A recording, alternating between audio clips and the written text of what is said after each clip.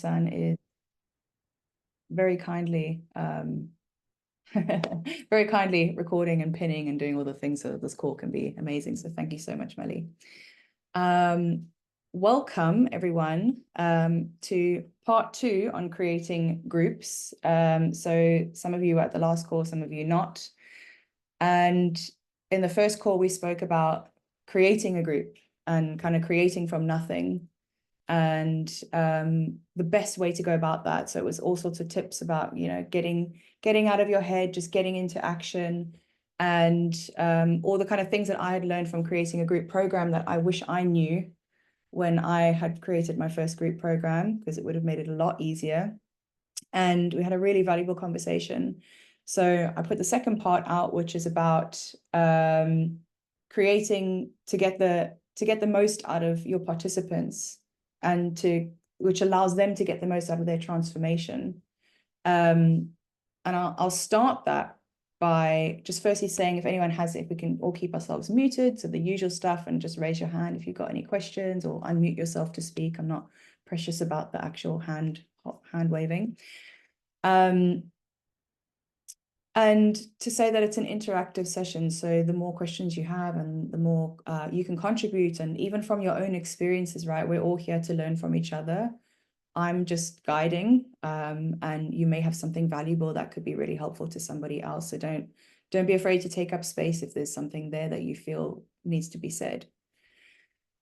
And then how I start anything that I do, which we would have done this in the last one as well, is just to create your listening. So don't switch off if you've heard this before, because I will tell you now, there is every single time I'm in a group and it started this way, or every time I hear this, I hear it again. I hear something different, and I take it deeper and deeper and deeper, and it changes and up levels my level of listening. So I invite you to think of somebody in your life, dead or alive, famous. They can be absolutely anyone that's impacted you. Some people, for example, could have Sydney Banks. Someone has said Steve Hardison before. Someone, for me, it's my father. Someone that's in your life that's really important, that you know that if they were running this experience right now, you would just be holding such presence and your highest level of listening, giving them the benefit of the doubt, listening as if what they say is absolutely gold, and looking for the gold in everything that they say. So just to bring somebody like that into your mind, into your heart, and bring that level of listening to this call. And I promise you will get more out of it than if you listen from the judgments. And we all have judgments, right? So it's not necessarily like judging me or what I'm saying, but there could be something I say and you're like, that doesn't sound good for me. Cool. You don't have to take it. And these are all invitations and suggestions for you, and some will resonate and some won't. And I would also recommend, like, try it, test it out for yourself, see if it works before you judge it, in case there is something there that's just not really aligning with you. Yeah, and I promise you will get a lot more from it. And likewise for me, you know, when I'm listening to any of the questions, anything that comes up, I'll be listening from the same place. So again, this is just my experience. I'm not an expert. I never proclaim to be an expert. I'm an eternal learner, an eternal student. These are things that I have found to be really, really helpful from not only the groups that I've run, but the many, many, many group experiences I've been a part of. Thanks, Ali, that's fine. As long as you can hear, then perfect. You know, the many, many group experiences that I've been part of, and I've invested a lot of money in group experiences. And another thing I will say actually about that and about this is, remember, it's a free webinar. So show up as if you've paid, I don't know, 500 quid for this conversation, and you'll get more out of it. Yeah, so I've spent a lot of money on different experiences, and I've been taught how to show up to these things. What didn't always come so naturally. I've been taught how to listen. I've had to practice it. I've been, it's over that time of experiencing different rooms with different people that I've really discovered what makes a powerful, powerful group experience. And so that's what I'm sharing with you today. Yeah, and don't wait for me to ask for questions, and I will, if you have any questions along the way or anything you want to type in the chat, share experiences, please do. So create strong agreements. That's my first point. Clarity is absolutely everything. And you'll know you have strong agreements with your clients one-to-one. And I think that this is a part that can be missed in group experiences, or something that can be sort of washed over. So you might send some agreements before that people sign, or and send back to you. But actually spending the time at the start to create some really strong agreements can be really, really powerful and get everyone onto the same page. And you'd be surprised at how many people you need to kind of really drill it in and reiterate it before they actually are fully understanding what they're agreeing to. This is going to create common understanding and change the way that people show up in the group. And it then gives you a platform and a space to come from neutrality, to not come from expectation, but from agreements, if you need to pull someone up on it, if they're not showing up in the way that you were envisaging that the program would take place, and how people would show up. Maybe they're not coming to all the sessions. Maybe they are not. Maybe they're talking over people. Maybe they're eating, and you have it in your agreement that you want full focus. Maybe you can see them on the phone. You can come back to the agreement. And when I do that exercise with people, I actually go through the agreements and make them raise their hand for each agreement, and make them, not make them, invite them, and ensure that everyone is aligned and everyone is in agreement, so that we have this unified understanding of what we're creating together, because groups are a co-creation. It's not just about the person facilitating it, it's everyone working cohesively together. When you have those agreements, you have that solid ground to then have everything else run without the frustration that you might get if people aren't showing up in that way, because you can come back to the agreement without having the expectation. So the next point that I have is around taking a stand for your program. And I'm just curious, like, if I say taking a stand, and you can type in the chat, you can unmute yourself. If I say, if you're taking a stand for your program, what does that look like for people? What do you hear? What comes up?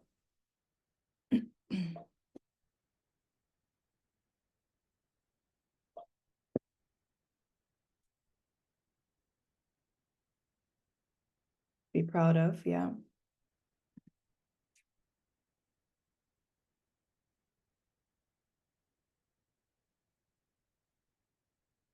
Be solid in its value. I love that. Believing in what I am doing. Yes. Yeah. Taking a real stand, like, what I have to offer is incredible, is going to create so much value and transformation for these people, that I don't want to miss any gold. And in that taking a stand for the program, you can take a stand for the participants in it. And that might look like lovingly creating re-agreeing with people when they're not showing up in the way that they should be showing up, or that you've agreed. There's coaches courses and things that I've been on where, and I didn't do this actually with my programs, and it's something I'm definitely doing with the next ones, which is to have like a space where you have to submit. So I don't know, Townsend Wardlaw does in his coach's operating system, that you have 3 strikes and you're out. If you don't show up to the weekly course 3 times, you're out. And his operating system is free, right? So he has this really, really strong agreements, because what happens with free things, people half show up, it fizzles out. So he creates it like it's a paid coaching program. If people are 1 minute late, they're not they're not welcome onto the call. They won't get invited. They won't get let in unless they've maybe made an agreement with him. If you don't do the growth work and submit a question, you can't come to the next call. And it can sound really like, when I first heard that, I was like, oh, I don't know about that, like, what are people going to think? Is that like a bit strict? But what it creates a level of commitment in people, and it creates a way of, and I hate using the word expecting, but of how people are expected because of the agreement to show up. It allows people to get the most out of the experience, and that's taking a stand for the program.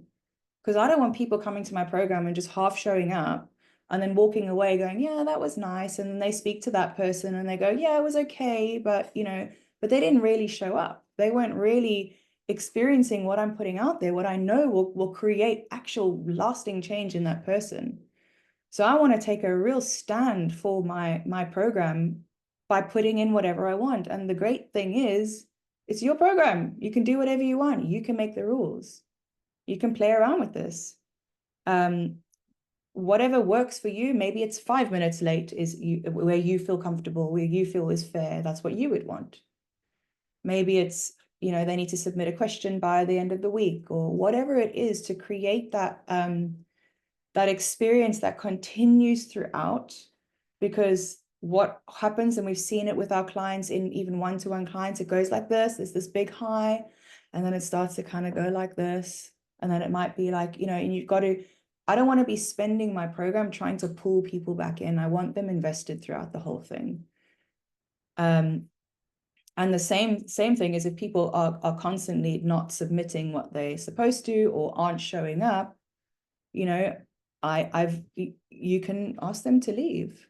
And you could have that in your agreements. If you miss 3 of the 6 calls, you can't continue and you don't get your money back. And be really firm with that, because that is taking a stand for your program and what you want them to get out of it. I'm just curious to hear if that, what comes up, because I know that's quite a difficult one for a lot of people. So I'm curious of what comes up for anybody when I speak about that. I'll go ahead now. No, go for it, Melanie. I suppose what I'm thinking about is that I can see how you may evolve to implement those type of things, but straight out of the gate to come out with that, through lessons learned and seeing low commitment and all of that. So I see it as a way of maybe expediting some of that pain, because you're kind of learning what other people that have been doing it a long time or frequently. But I do notice is that you're sharing all of that I'm thinking that's like way over the line for me starting out. I think it would be good to learn from experience and see what makes sense for the type of people I'm working with. But I do value and appreciate the value of creating that level of commitment from people. Yeah, and it's, I'm quite a straightforward person and coach, and everything that I do is always comes from love. And everyone in the room would know that I would explain that this is me taking a real loving stand for you, because I want you to get the most out of it. It wouldn't be like, because it can feel very teacher telling off, like, well, if you don't, but it's not about me, it's about them. And I think they feel that, and take it if it's for you and don't if it's not, right? And your version could look very different to mine. Like Townsend Wardlaw, he's very cutthroat, he's to it, and he does it with so much love that it's received.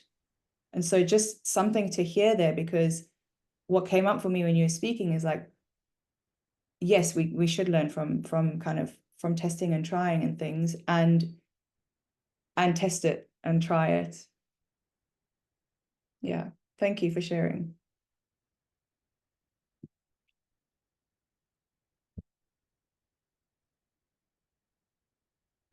Cool. So, and yeah, you choose the boundary there, right? You choose your boundaries, and it has to be comfortable for you. And where can you stretch yourself into into, if you really had I'm trying to think of an example, like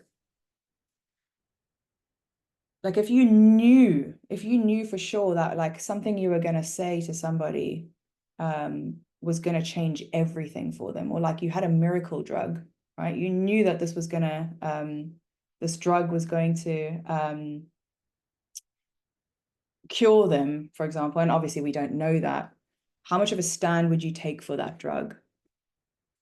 And it's coming from that certainty and bringing it into the way that you choose to create it. I've just seen a message. I agree largely. Also, there's an important element of understanding what may be possible with specific people. Yeah. In terms of accessibility, chronic illness, significant trauma make consistency hard for some. So it's exploring, is that the case or not? Absolutely, Ali. I thank you for bringing that, because it's true. And agreements can be negotiated. So you could choose to have somebody in your program that has that, and they say, look, I really want to join the program, but there's this, and I actually can't physically do that. You can choose is that someone you want in your program? And I would, obviously, if you don't want to be excluding anybody, maybe you change that. Maybe you decide you actually don't want to have that because you want it to be fair for everyone, or maybe you have a different agreement with somebody. I had a because agreements can be renegotiated. It's not like this is it. It's about having that conversation and creating that commitment in people, rather than it being like this is a dictatorship and this is how it is. And I've had that before when, I've been in programs where you have to submit something, and I've said like, hey, can we re-agree that I submit it by 2 p.m. instead of 10 p.m. because I'm just not going to make that cutoff. And it's like, yeah, you can. But the agreement's there to provide that structure, to provide that commitment from everyone. Is that helpful?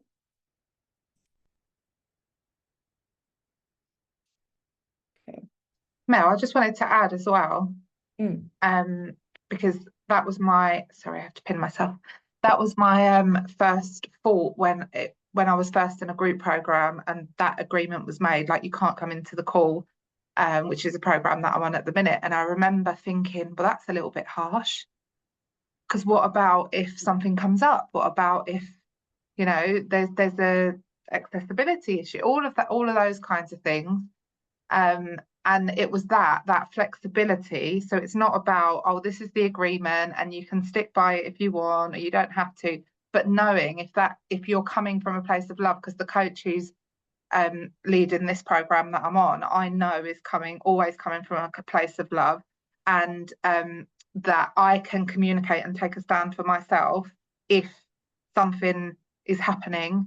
But it means that I can't just make an excuse like, oh, I didn't have time this morning. I didn't have time this week. Is it all right if I just submit it later on? There has to be a solid reason, which keeps me accountable.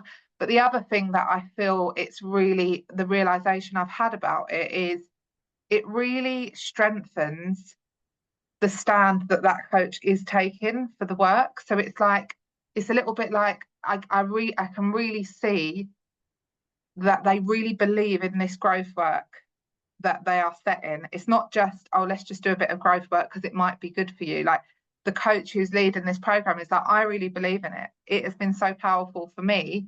So this is why I'm taking such a strong stand, that if you're not committing to do it, then you don't come into the call. So I've kind of rode the wave with it all, thinking it's a bit harsh and I would never do that as a coach. But now really seeing from the other end the power in it, it's huge. Yeah, and thank you so much, because that's such a big part that I missed in this conversation, right? Because it's we've all had clients that if a client shows up, and in my agreements with my clients is if you don't give me 48 hours notice, you lose the session and you lose the money for that session. That's in our agreement.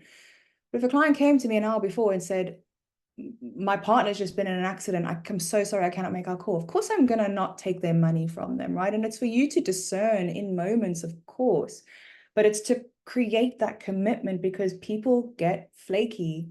People find excuses, especially when it gets hard and uncomfortable. They find reasons not to join. I've been there. I still go there sometimes. And the commitment of knowing that I'm going to lose out on something, my investment that I've put into it, is there to create that. And at the same time, you're helping people create integrity within themselves by doing what they say they're going to do, and you're helping them create commitment.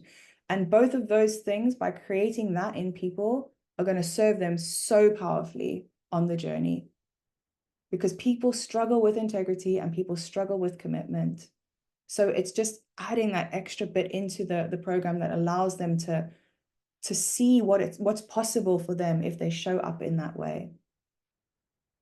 And for you to discern when you think that there's, you know, we're human beings, you know, Ali, if somebody isn't unwell, whatever, of course, we're human beings and we have to be graceful with people too.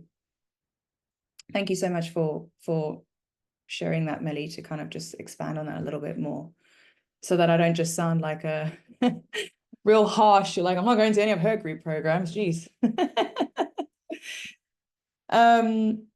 Right, so the third bit is about getting into their world, right? Like when people, like when someone isn't showing up, like put your ego aside. When someone isn't honoring their agreements, put it aside. It doesn't mean something about you.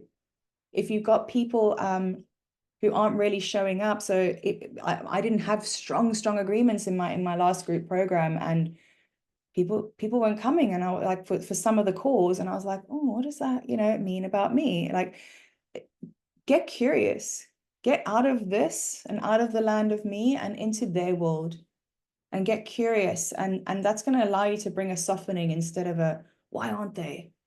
Why I do the work? Why aren't they committed? I don't understand. We've spoken about commitment. Why aren't they showing up? Don't they know, you know, because I've had that. I don't know, hands up if anybody else has had that, where you're like, you know, why aren't they committed? Why aren't they showing up? Yeah, I've had that. And I've got frustrated, and the judgments have come. And it's like, as soon as I get myself out of my personal story and into their world, I get curious and I get to the heart of the matter. And that allows me to go and have a conversation with somebody that encourages them to share something, because you don't know, there could be something coming up that's really, that they've not expressed, that's really kind of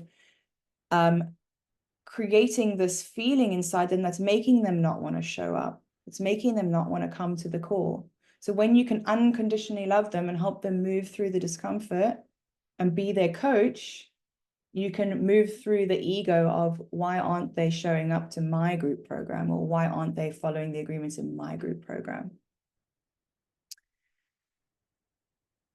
So, and it stops you from questioning whether you're good enough, because I've had that and I've seen it with my own clients time and time again, where they're like, suddenly I've got a group of 10 people and suddenly like they're dropping like flies. Like, I've had 5 sessions. Are they not enjoying it? Are they not getting, like, what am I doing wrong? And yes, there's probably things you can learn as well, but where can you take a stand? Are your agreements strong enough?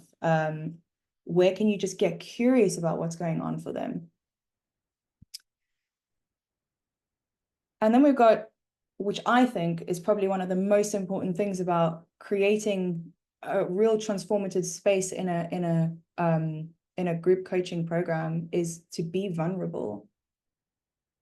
You know, like I said when I showed up, like, I'm not here to give you the answers, and I will be vulnerable, and I will say when things aren't, you know, like if things aren't working, and I will share my story, and I will share as if I'm a participant on the group, because I think as coaches we can often have this this feeling that people look up to us and we need to provide them with all the answers, and I've got to have this session and give them all the wisdom and tell them how to sort their lives out, and tell them how to create and tell them everything that they need to know. And it's like, no, we know that they have the answers in here.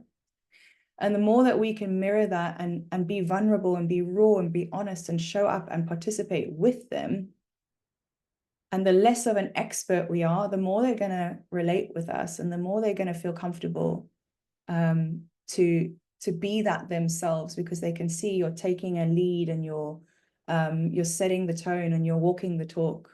because you're asking people for vulnerability. You've got to be that. You know, we're not here to, hi, Eagle, nice to see you. We're not here to be the answers and to fix everybody.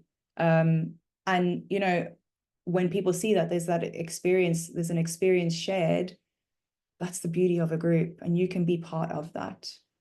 And that will create this. I've been in groups like where there's just, you see the vulnerability of the leader, and it just creates this safe space and people are open. And that's when you get the gold. That's when you have the transformation, when people feel accessible and comfortable to just be their authentic selves because you're showing them how. Are there any questions or anything before we continue? Anything coming up for anyone? Anything you disagree with? Awesome. That's what we like to hear. Right back at you, Eagle. Create their listening, right? So we did that. We did that at the start of this call. I have found that, as I've said, the most powerful thing that's changed everything for me. So I went to, I'm a participant in the AJC coaching school, right?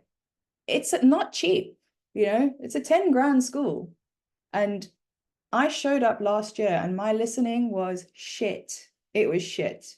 I was judging myself. I was judging others. I was comparing myself to others.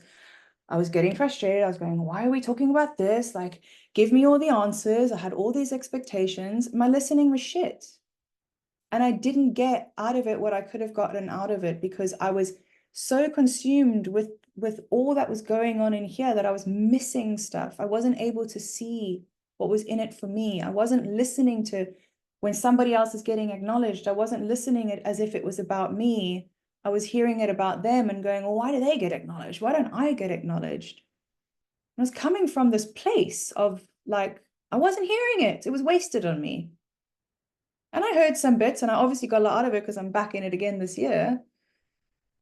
But we just had the first weekend and I showed up open and Ankush created our listening and I listened so differently. I heard from a place of just empty, open, there's gold. Everything has gold in it. I'm ready to receive it all. And it changed, it rocked my world. And I heard everything with clarity because we think it's what the person's saying and that it's, you know, it's who they are that's giving it. And we miss things if we're judging them for something. And you can, by the way, apply that to anybody in your life. Go home and listen to your partner like that person that we created at the start of this call, and I guarantee your relationship will transform. Listen to that annoying colleague. Listen to your kids from this place of just unconditional love. Listen to the person leading a group program like, you are masterful and you're going to have all the gold for me to give, and you'll hear it all. Because we speak, it's heart to heart. It's not about the words. We speak through our hearts. You know, Sid Banks always says, don't listen to my words, listen for a feeling. If you're coming from that space and being love, you'll hear it and you'll be able to receive it, and you'll hear something for yourself that will rock your world and give you a powerful, powerful insight.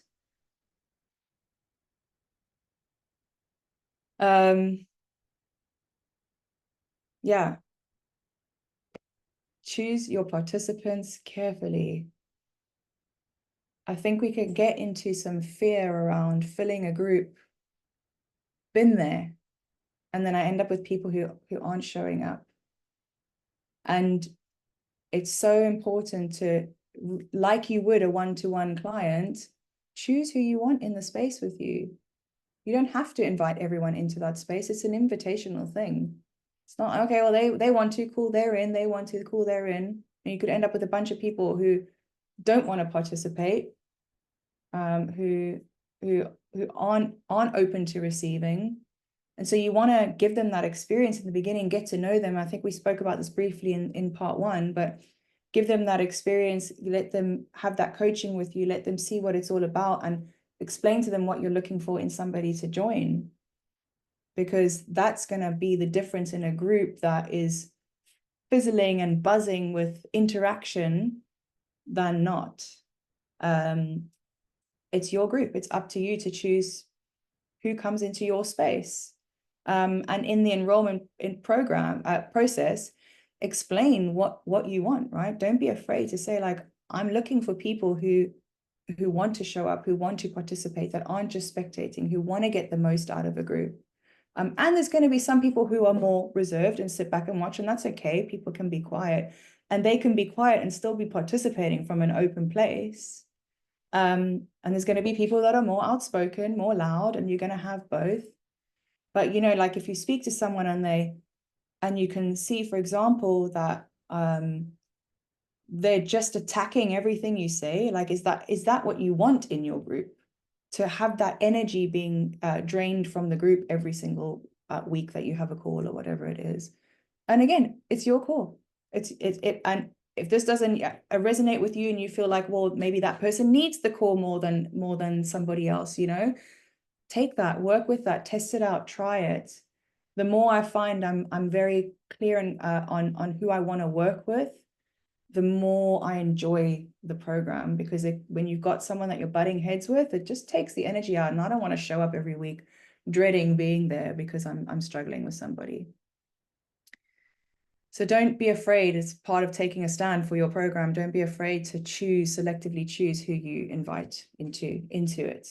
Don't be afraid that you won't fill it and just fill it with anybody, because it'll diminish the quality of your experience. So something that I've learned from every group I've been a part of, and I've been a part of groups through similar people, not every group, but most groups, and I found really impactful, is encouraging people to get to know each other in the group before they join. So if there's a group of 6 people, get them to reach out to each other while you're enrolling, and it totally, again, depends on the style of group that you're having. This works really, really well if you're having a kind of longer program, if there's like a Facebook group or some way for people to connect. If it's just we all kind of come on the day and it's that sort of experience, then maybe that's going to be a bit more difficult. But I'm sure you can find creative ways to link people up and do this, and to get them to meet each other before the program starts. Because then you get into a space and all the awkwardness is out the way, and you've connected on something, and you've shared and opened something about yourself to that person. And then you can just begin. Then you've just got this beautiful space for everyone to start as you go, and just be straight in that vulnerable, raw sharing space without the discomfort of like, oh, I don't know that person. What are they thinking about me? Or, you know, the judgment that just naturally comes up as human beings, the thinking about things that takes away from our experience. Has anybody been in groups where they've done that before? Melly, well, you have, Igor, you're in the school. Yeah. I meant as a leader, I was not. Okay. But you've experienced it yourself. Yeah, in powerful men's immersion especially, but yeah. Yeah, and can you speak to that? Like, what have you found in that? What I found in connecting with participants in groups, and I've been to 20 immersions, which speaks loads about the quality of the event. What I found out that I'm able to connect with people during the event much, much, much faster, because it feels like reacquainting with a good old friend. I know that he has a new puppy, that his wife is loving him, that his mother is currently having troubles. There is connection. And basically the program starts a month before the actual program. Yeah. And when the weekend or the event starts, we hit the ground running. Yeah. Thank you. And expanding on that a little bit more, like, I find having time before the program, it's like your transformation gets to start before you even get in the room together, because those conversations will start to transform you. You'll start to see things. That interaction in a group, I like to open the space in the Facebook group or whatever I'm using prior to going there, it builds this momentum. It creates context. It creates context for you. It creates context for each other.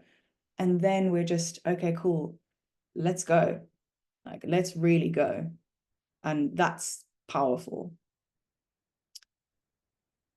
Okay, so the next one is around leaning into discomfort.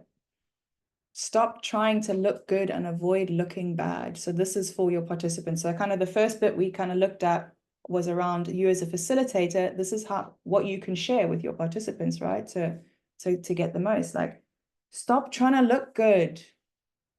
The stuff that you are avoiding is the stuff that needs to be uncovered.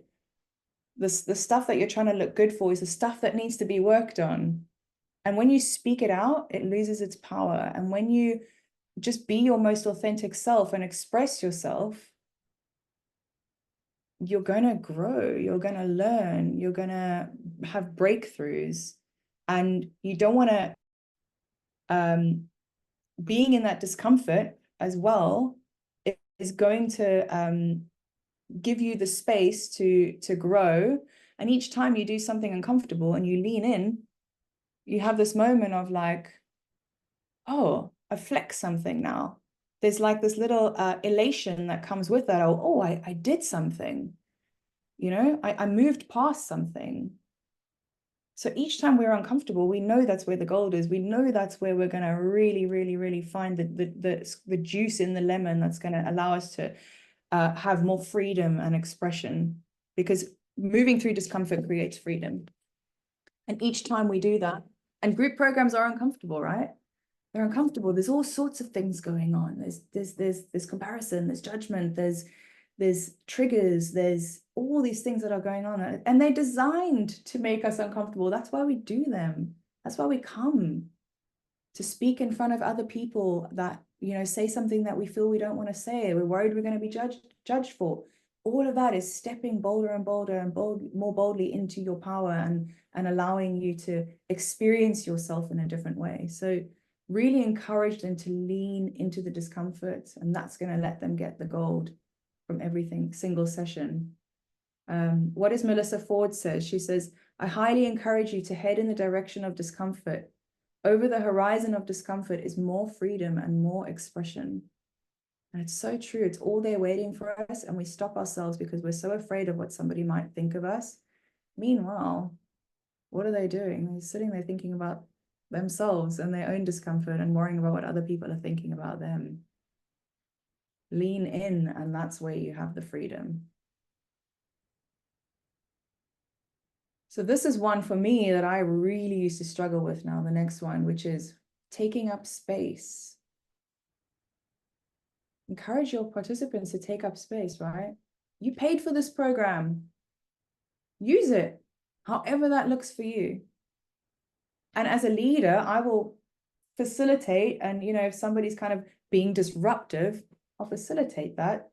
But don't worry, be free in the way that you want to express. And some people, again, are going to take up less space. Some people are going to take more than others. And I used to really get frustrated with people that were taking up space. They'd be like the same people talking all the time. I'd be like, God, just let somebody else talk already. You know, I didn't come here to hear you. I came here to hear the person who I'm doing the training with, or the program with.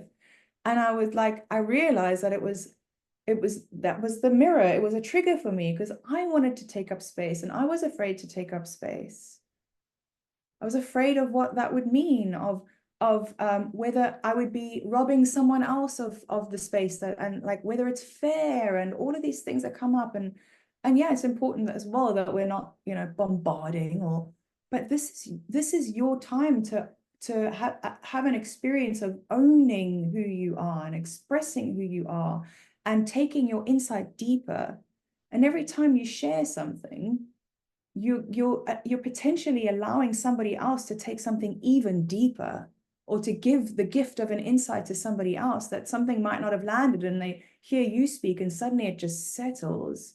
So like, who are you not to take up space? Right? And that kind of goes hand in hand with the leaning into discomfort. If that's something you're uncomfortable with, like, practice it, just try it and see what happens.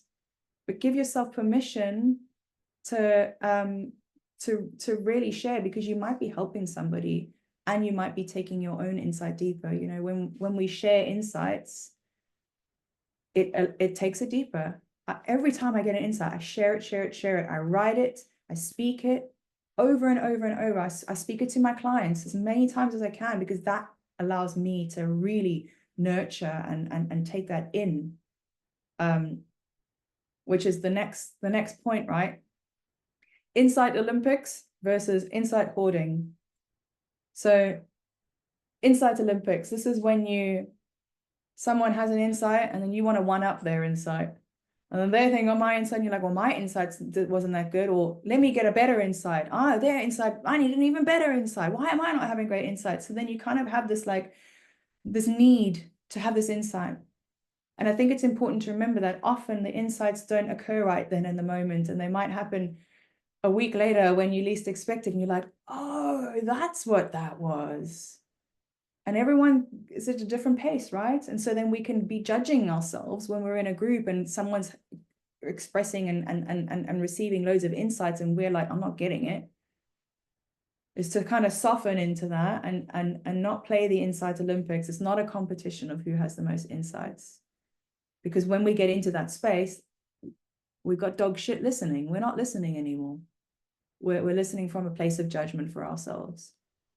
And then on the other side of that is insight hoarding. And that is not sharing the insights. And this could be in the call, or if you have a Facebook group, or you have some kind of container, is like, as you're going along the journey, to share everything that's happening for you, because that's the difference between you having a transformation and you not. Because if you take an insight in, as I said, and you just kind of keep it there, it just dies. It dies. You move on to the next insight. And then you found that one. Oh, great. This is the one. This is it. And then that one dies and you forget it so quickly. It's a practice. It's like learning a language, right? You have to speak the language to be able to speak the language. Yeah. I'm learning Italian. I haven't been speaking it. I've lost some of it, right? You got to do it all the time to keep that practice in. So keep on sharing, and that's going to allow your transformation to be powerful. So before I continue, I just want to hear if there's anything coming up for anyone, or anything anyone would like to share of their own experience, or any questions. I'd like to share the bit that you said about taking up space. I think I've been guilty of not taking up space. That's been one of my things. In fact, that's one of the things I was going to look for coaching on my next group program that I'm being a participant in. But you put that really well into words, and so I'm sharing that because I don't want to be that inside hoarder. So thank you. It just like I hadn't been able to put it in words, but I don't speak up. So, and then I think I am guilty of you. Like whenever people are speaking up, I'm like, why? Exactly that. So thank you for sharing that. Yeah, beautiful. And what are you open? Are you open to me asking a question? Yeah. So what does that create for you when you're in that space and you're not taking up space? Then I get irritated at people who are taking up too much space, just like you said, because I'm like, it's like they keep answering, do you know what I mean? And then I'm not in a space to receive the sort of the wisdom and the insights from the program all the time. So that's a pattern I fall into. Yeah. And had you realized that you don't take up space? Was it conscious or? Yeah, it's a pattern I've done throughout my life. So yeah, and I always say at the start, like if we're doing a day or something, I say, I'm going to speak up this time, and I get to the end of the day, I go, didn't. Yeah.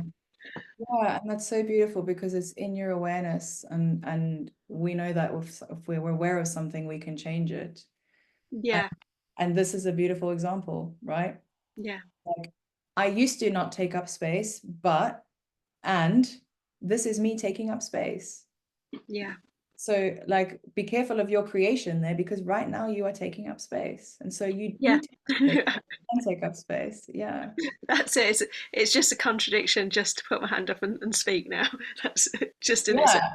And great, beautiful, because it just kind of takes that belief and just quashes it out, throws it out. Yeah. It's like, yeah, cool. Maybe I didn't used to, but now I do. And I think just by you being vulnerable and sharing it like you did, it just like that that put into words exactly where I was at. Whereas I didn't have the words of having done years of programs, I didn't have the words of what was going on, but that was exactly it. So thank you. Beautiful. My pleasure. I'm so glad that that was helpful. And there you go, a beautiful example of being vulnerable and being honest and what that can do for somebody. So thank you for sharing that. Igor, did you want to say something? I'm so glad I joined. Thank you for inviting.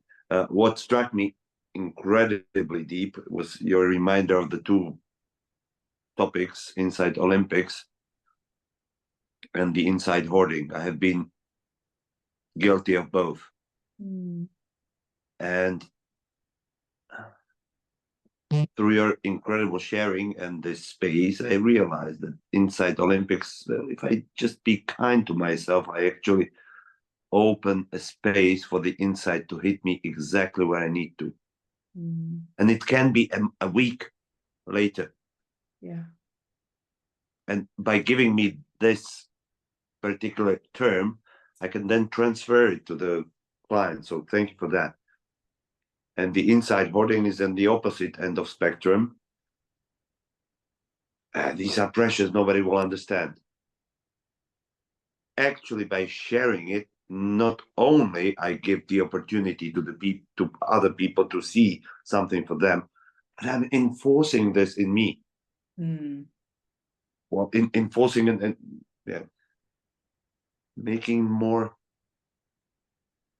concrete, or whatever is the word. So thank you for that. That was incredible. My pleasure. Yeah, you're bringing it into your being. You're actually taking it in through the repetition. And also, like, when I'm trying to, sometimes we get an insight and we're like trying to make sense of it, and it's like I feel something but I haven't quite formulated it. I try to find different ways to formulate it until it makes sense, so that I can then articulate it, and then it's like, oh yeah, and now I can consciously take this forward with me. If I just leave it alone, it's like, oh, that was a nice feeling, that was nice, I felt it, great, I felt great for a bit, as opposed to transformation, life-changing shit. Not shit, beautiful stuff.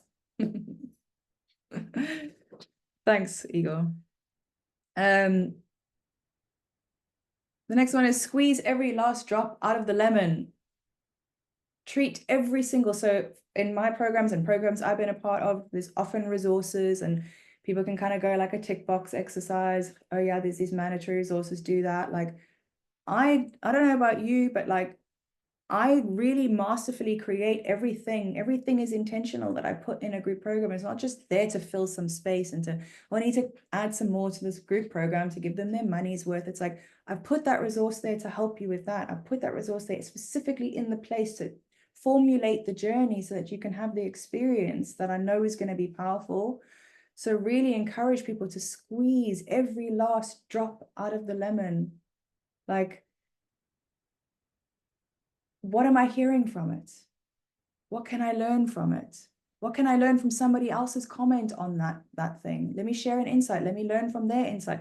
Get every last bit, because we can just gloss over it and it's just a nice video, a nice book, a nice poem, whatever it is that you've shared. Where is my wisdom in this? I'm hearing this from outside of me. What is my wisdom telling me based on the words that I've read or the thing that I've watched? Otherwise, it's just, yeah, a nice resource. And I'm sure you've had experiences of really listening to something. And in that as well is that information versus transformation, right? I always say to people, if there's something that's really valuable, listen to it twice. Once for information, twice for transformation. Because the first time you listen from a different place, the next time you listen, and there's some things, you know, you could never listen or read something too many times. Like the listening exercise, I can never do that too many times. I create it and I hear something differently every single time. Repetition it's the same as sharing the insights, it's bringing it in. So squeeze every single last drop that you possibly can out of all of it. Get your money's worth and beyond. If it's a cheap program, treat it like an expensive program. If it's a 10K program, treat it like it's a 100K program. Treat it like it's absolute gold and you'll get everything out of it. We're creating, right? We get to choose. It's always up to us. It's not about the program itself. Because we could be in something and be like, this is not what I expected. I thought it was going to be more like this, and I still do it. I'm still guilty. And as soon as I come back and I consciously create it from a different place of like, there is something for me to see here, whether I can see it or not right now, there's something for me to see here, then I get everything out of it. Maddie, you look like you were going to say something. No? Okay. Take ownership. Take ownership of your experience and ask for help when you need it to get the most out of the program. If you aren't getting what you felt you were going to get out of the program, so there's the part that is yes, it's up to you to make sure that you get that out of it. But if you feel that you're not, bring that to the coach. Have an open conversation with them and be the coach that makes it okay for people to bring absolutely anything to you. So if someone in your program is like, you can get a sense they're not feeling it, and that you can either ask them about it, or they can feel comfortable to come and be like, I just don't get it. I'm not getting what everyone else is getting, because there's going to be something there for them. There's going to be something they can be coached around, right? Like me with the acknowledgements. If I had gone to Ankush and gone, dude, I don't get it. I'm not getting the acknowledgements, but I didn't, because I was scared he was going to judge me and not like me. And I didn't want that, right? And I spoke to him about this afterwards, and I was like, law school, I was just not getting the acknowledgement stuff. And I wanted to, he was like, I know, I've been there. Me too, I've been there on things before. And I was like, if I had just taken that to him, got it out the way, he could coach me around it. He could help me see something. What's in it? What's triggering me? So take ownership for your experience and responsibility for your experience so that you can get everything out of it. Not speaking out will create frustration that will cause you to close down. You'll miss the gold. You'll miss the reason that you're here. So we can be a victim or we can be an owner. And you taking ownership is speaking it out and having that conversation with the coach, being that coach that somebody can have that conversation with without judgment, because you know it's not about you. You know it's about them and something that's happening in their experience. Because we're all creating our experience through our thinking, through our ideas all the time. So help them to see something different that's going to change that around. And that could be the very beautiful thing that they learn in that thing that just blows them in the experience that blows them out the water. For me, having this experience of that judgment and that, I knew that was my work. That was my work to be able to show up present and listen from a place of love without judging all the time.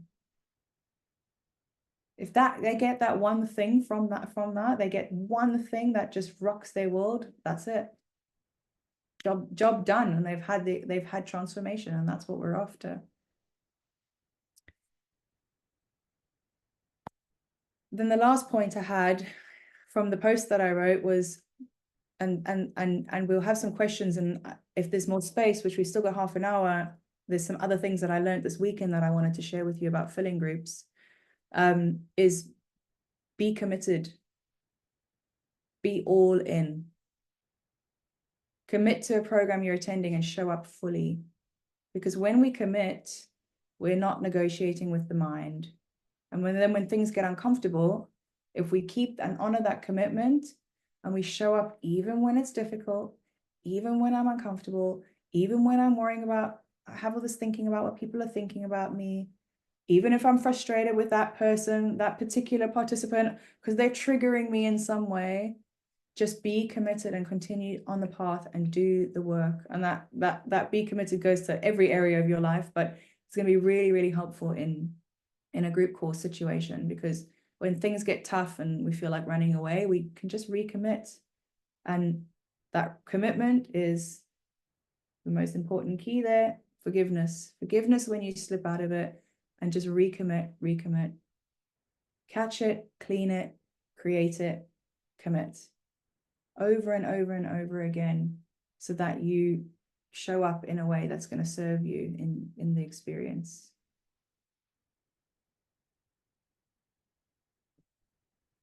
Are there any questions?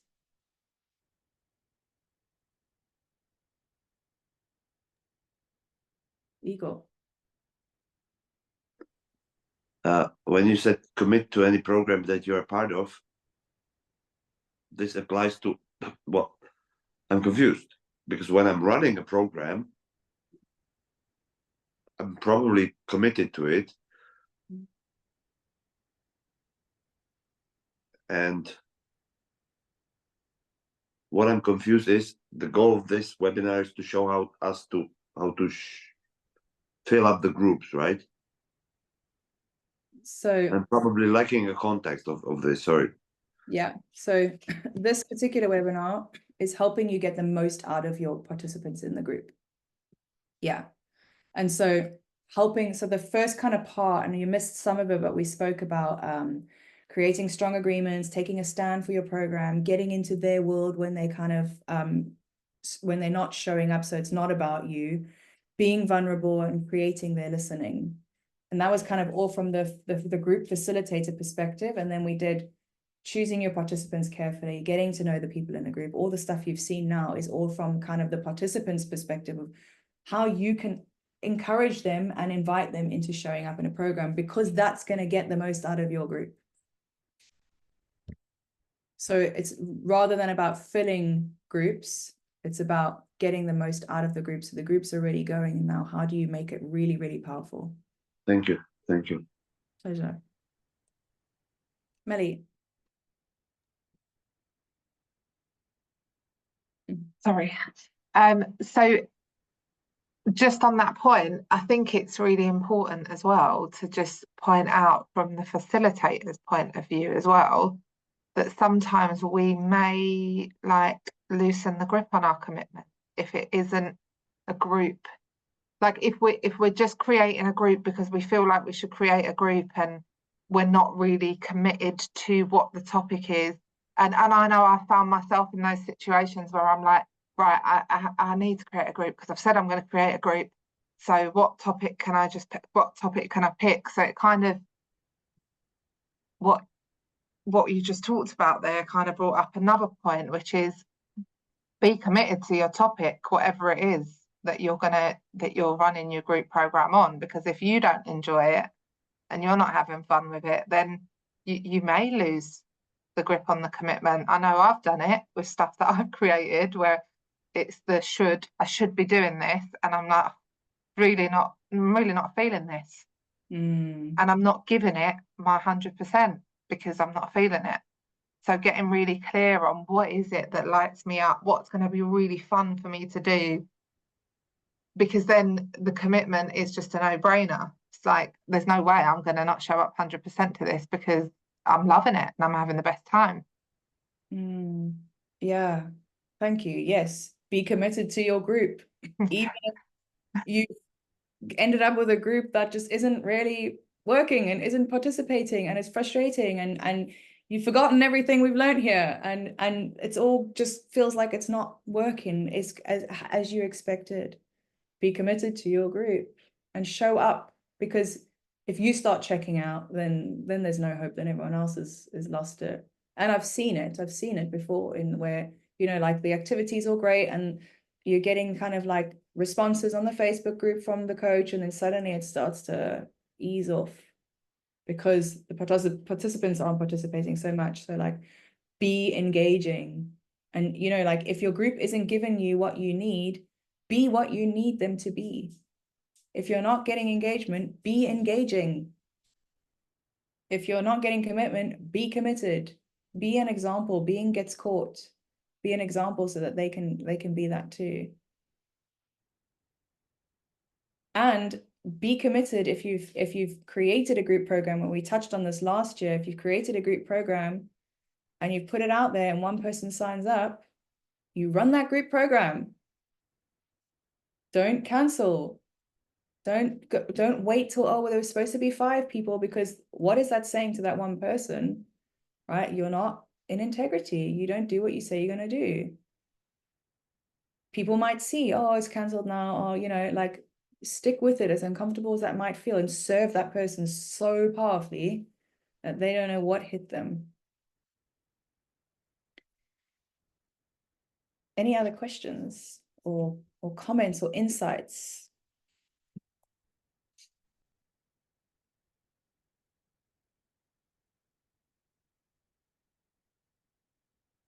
So, hang on, there was a comment here. I want to make sure I didn't miss it.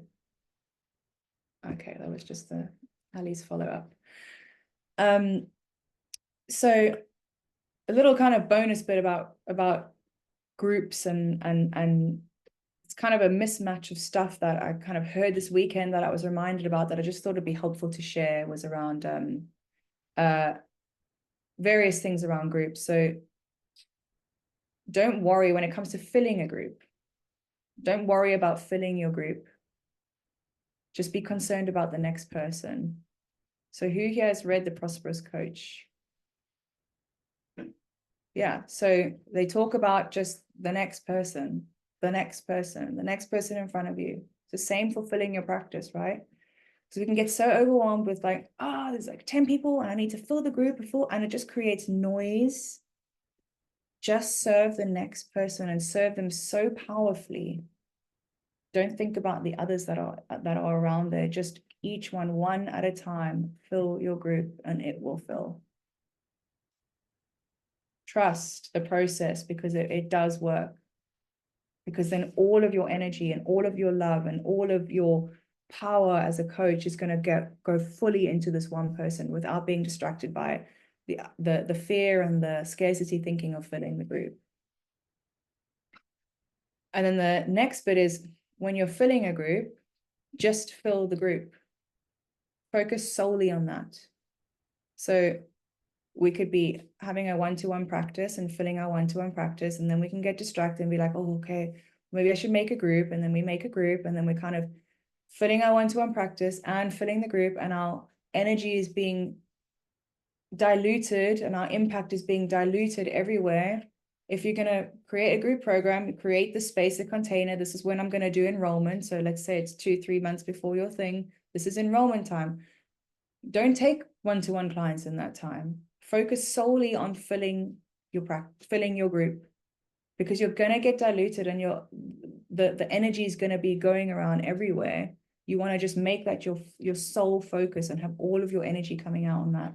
All of your posts become around, anything that you're putting out there become around the group. And it doesn't have to, it's not necessarily selling. We don't want to just be putting out, hey, sign up to this constantly. But the value that we spoke about in part 1 was around, giving it all away.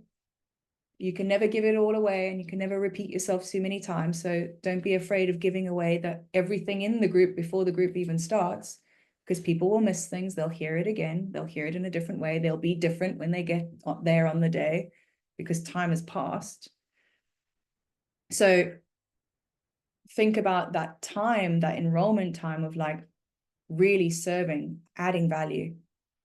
How can I add value? How can I focus on the value of this group? All the posts that I have, you can have some in between, but the majority of your posts being around the topic that you're creating. So if your topic is, I don't know, around confidence, posts, resources, different ways to serve, videos, things that are around confidence, your experience of confidence, how you've changed because of the things you've learned from confidence, your insights around confidence.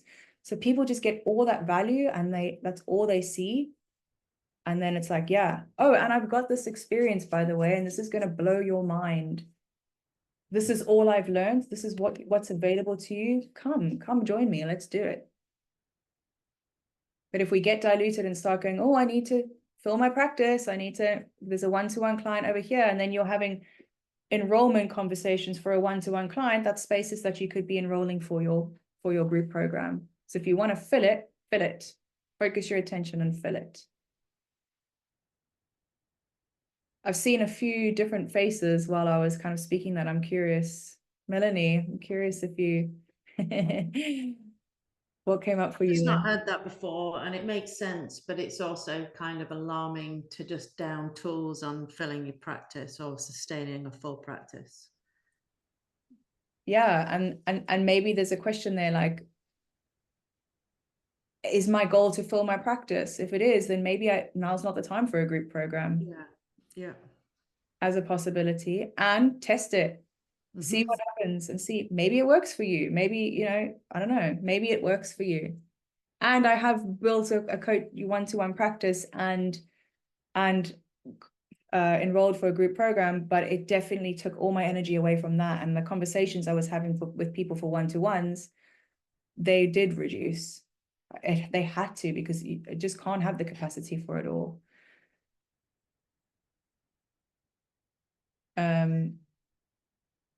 Yeah, and you could find the right timing for it as well, you know. If you know that you're coming up to full and you know that these conversations are kind of dwindling, then maybe there's the time to enroll. You can explore how that looks in your year and when is a good time to do that. You know, well, actually, I'm full now.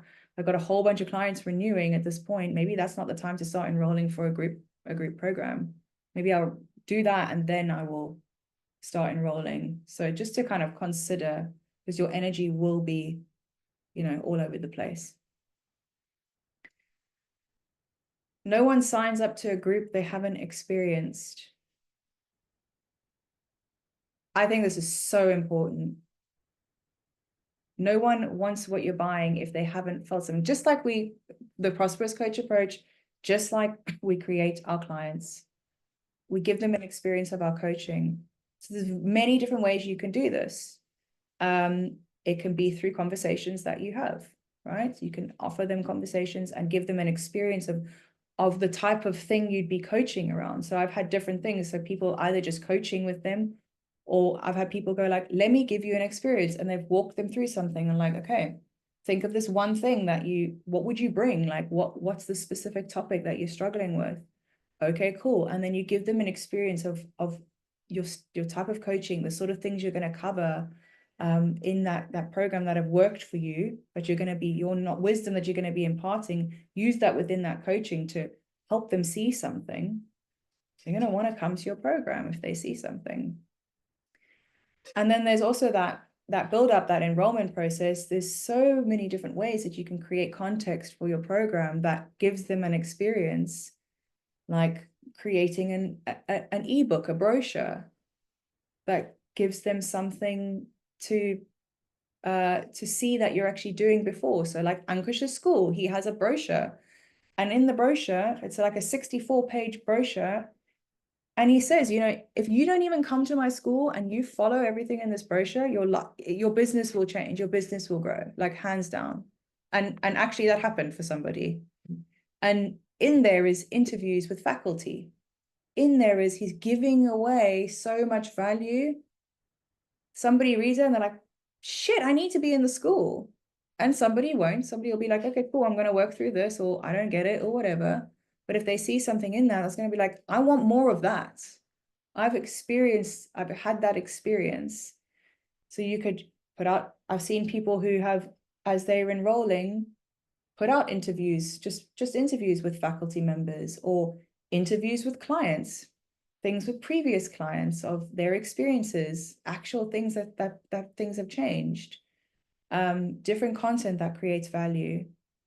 So give them an experience of what the program's going to be like, so that they know what they're signing up for.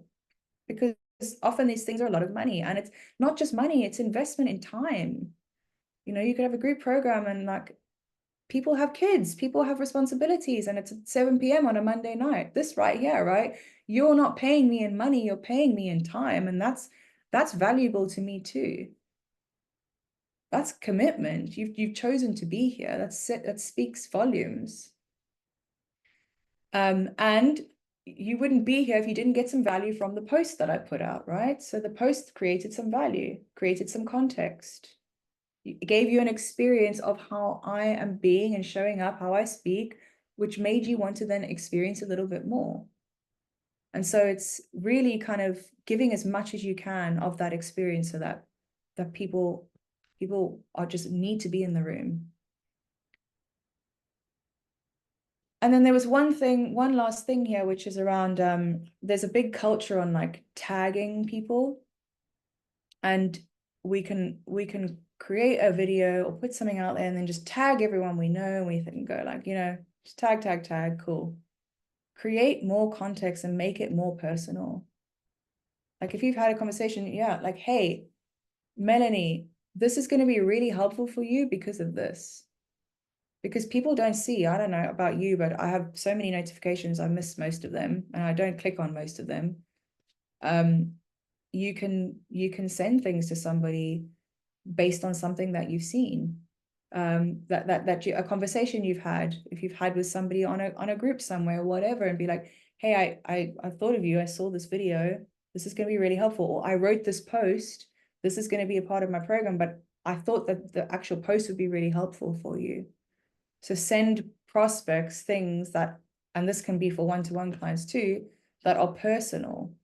Make it personal, give them your time, make them feel heard, make them feel like you've really thought about them as an individual, not just kind of like, hey, this is for everybody. And on that as well, which is what is really, really powerful, is acknowledgement. Like telling somebody something that you've seen in them, deeply acknowledging them, is really, really powerful. And that can be as part of filling your group as well, in terms of saying to someone like, you know, and only if it's true, only if you mean it, this isn't a technique, it's when you see something, hey, I really want you in my group program because I think you're going to add so much value. I've had that said to me and I was like, wow, it's like, I think this is going to be so valuable for you, and I know I want you in that room because I know what you're going to contribute, because it is a co-created space. And I know that what you have to offer the group and how you show up is going to help create a really powerful group. And I was like, damn, yeah, I'm there. Like, you know, and it was a very powerful experience that I wanted to be on, but I was like, yeah, of course I'm there. And I'm so glad they want me there. Now I can show up and I can show up and I can take up space and I can be there. I'm wanted. And I think that's really, really powerful in terms of enrolling people into your program. So I've been speaking for a long time. We still got about 15 minutes and we don't have to use it all. And I'm just curious what you are all hearing in this, and if there's anything you've learned and anything that you found useful. Igor has pages, brilliant. And he came in late, so perfect. There would have been even more.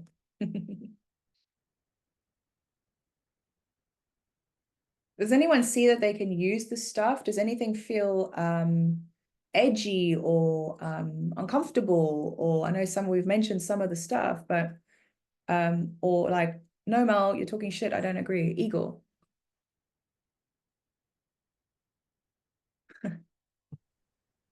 After that, I'm not sorry for taking up space. I am a bit. Don't be. What resonates with me as a question, and it resonates. Okay, I'll give you a couple of thoughts that ran through me when you were talking about when filling up the group, focus on it and provide value, provide service. Then no one signs up to a group they haven't experienced. And then I connected this to what Townsend was sharing in his accelerator. Give your best shit away, you will get a new shit. Sorry for using the word, but basically the point was share the content of your program freely. Give the experience. What I want to hear is your opinion about this particular aspect, if and how much to share outside of the program. Well, what do you feel when he said that? What came up for you? Yeah, take it. No, this is what came up, because what came up for me is I will never speak the same. I can never enter the same river. So even if I think I'm sharing the same thing that I will be sharing in the program, it will be different. That's my take. I wanted to hear, to be perfectly honest, I did fill a couple of programs, but I was never using sign-ups and enrollment technique, because it was, as part of the company, it was relatively easy. So I'm curious, in any of the ladies here that filled out the program, what's your take on this? Well, before I share, does anyone want to share to that? So you said you've done 20 men's immersions. That is true. Right? Is it different every time? Oh, hell yeah. Yeah. And we can be fearful that if we give it all away, then we're going to run out. And like, we can't run out. Wisdom can't run out. And we'll say things and we're different, right? We're different every single time. Like, you start your program, you're enrolling here, you're different by the end of that. Just in terms of enrolling for a group program, you're already different. And I go to so many different programs, and the resources that you have to listen to are often the same. There's like Information versus Transformation by Steve Chandler, Power of Forgiveness by Sydney Banks. Like, I've heard these so many times, over and over, and that's where the transformation is. You can't hear it too many times. I've literally gone through the post that you read, but I've spoken so much more, right? Created a post, and now there's more, and there's different ways to say it and different ways to hear it. So for me, I agree, give it all away and more. Give away your best stuff, because there will be better and there will be more, and it will be different because there's interaction and there's different people in the group. And I just want to, is that helpful, Igor? Yeah. Ali says, personal reaching out really resonates as a way to have the right people present for them and also the person holding the session. Yes, beautiful. And I think it's great, as the more people who work that way, it creates a culture of sharing and building power, and then everyone will grow and new things will emerge, collective power. And I assume you mean from sharing the content, Ali. And yeah, totally, right? People can use that, people can share that, and this, a high tide rises all ships, right? We all get to then use that. We're all coaches, we're all people, we all want to learn from it. Nothing is mine, everything is stolen. Nothing is really my idea, it's just my creation of what I've seen somewhere else. So when we get less precious about that and we give it all away, it's like you're in that abundant frequency.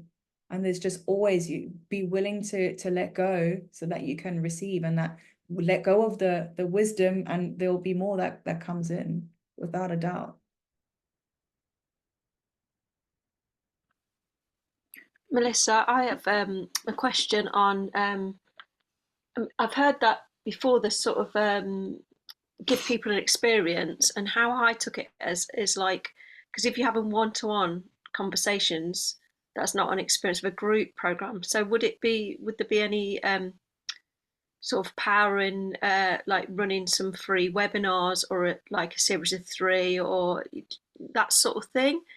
Does that go well? Because obviously it's just more time efficient in a way to invite more people to that, rather than having conversations one-to-one. What do you think the answer to that question is?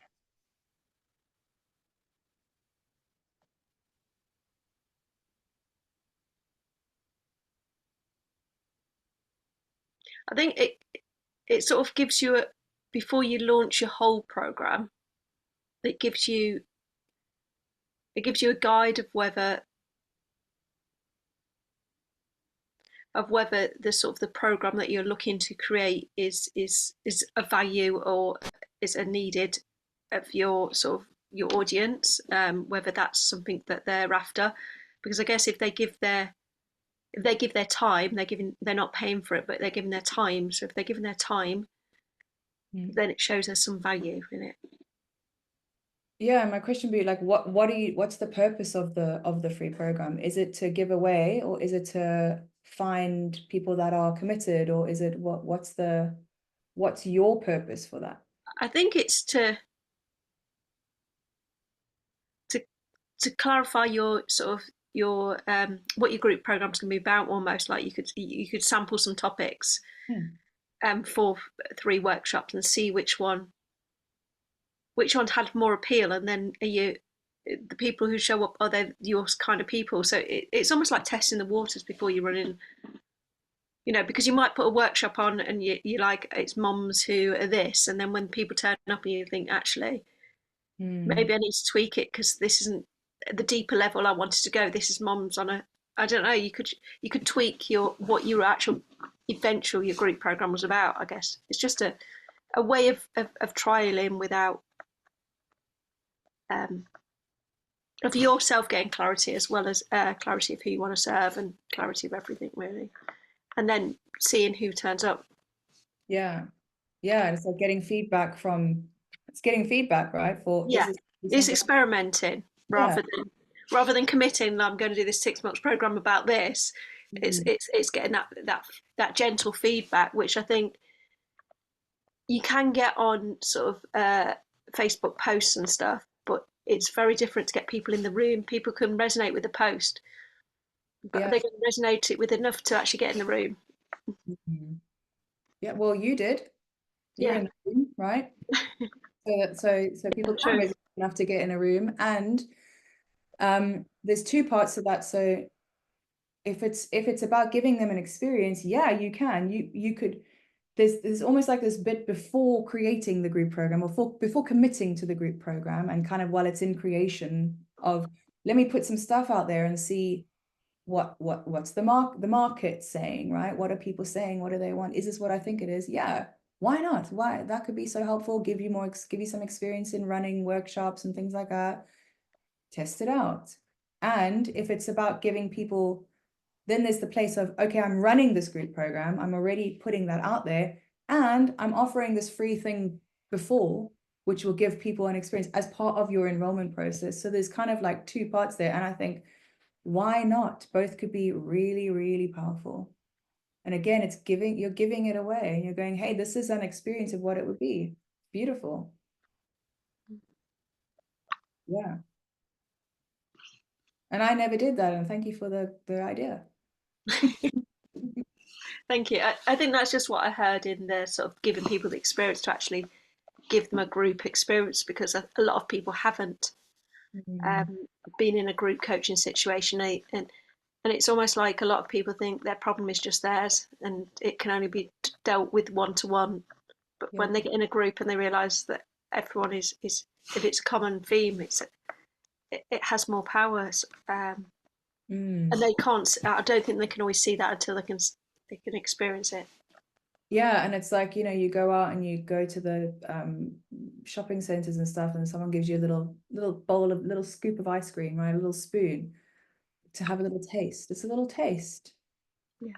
This is what you can try. And maybe, I don't know if I like chocolate ice cream, but I don't want to commit to buying all the chocolate ice cream, but I'll try it. And I don't know, if you don't like chocolate ice cream, we cannot talk anymore. But I'll try it out, and then cool. So that could be a nice way to kind of give little teasers and tasters for people as well. And people that might not be comfortable with groups. I know some people that aren't comfortable with groups, or they prefer the one-to-one thing, and it's like they can have a free experience of that to try it out. And for example, these 2 webinars I've done, I haven't planned to do anything with them, but if the feedback says to me, hey, people are really valuing what I'm talking about here, perhaps that becomes a program of something about running groups. It could be a program on that, for all I know, or a series of workshops or something based on, okay, people are getting value from this. So yeah, thank you so much for bringing that. It's really, really helpful. And I think, as well as you as the facilitator, you can experiment how much you enjoy this topic as well. It works both ways, doesn't it? That you might do a couple of things and think, actually, maybe this topic isn't quite right for me either. Absolutely. And I did a I had that experience. I did a group program on loving your body, and it was about my journey through loving my body, because I never used to love my body, and it was about the loving myself created the love for my body, but it created a lot of conversation around I'm fat, I'm this, I'm that, and I didn't want the group to be about that, and it is just stuff that came up. And I was like, is this really what I want to do? Do I want to be around that? So that gave, and I was already running the program, but it gave me, perhaps I could have had that feedback before around, is that what I want? Because I wanted more, it wanted it to be more about you loving yourself, and maybe the body kind of took it to a different direction that might not be helpful for people. Yeah. Thank you. And thank you for taking up space. Thank you. Beautiful to do. So yeah, Thanks. pleasure. Is there anyone else, any insights in the last couple of minutes, or anything anyone would like to share before we kind of finish up?